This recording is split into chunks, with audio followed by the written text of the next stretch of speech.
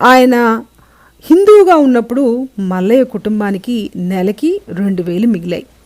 ఇప్పుడు క్రైస్తవుడిగా మారినాక 1,500 చర్చికి దశంభాగంగా ఇస్తున్నాడు కాబట్టి 500 రూపాయలే మిగిలాయి. అంటే మన మల్లయ్యకు నెలకి కష్టపడి సంపాదించిన డబ్బుల్లో 1 వంతు మల్లయ్యకి మిగిలితే 3 వంతులు చర్చికి, చర్చి బిజినెస్కి, చర్చిలో ఉన్న మన పాస్టర్లకి ముడుతున్నాయి. మల్లయ్య ఇచ్చే దశంభాగము 10% అంటారా? కాదు. ఇది మల్లయ్య కుటుంబానికి తను నెలంతా కష్టపడి పనిచేస్తే మిగిలే డబ్బుల్లో 75%. ఈ విధంగా రోజులు గడిచిపోతుండగా మల్లయ్య కుటుంబంలో ఇంకో పెద్ద అలజడి.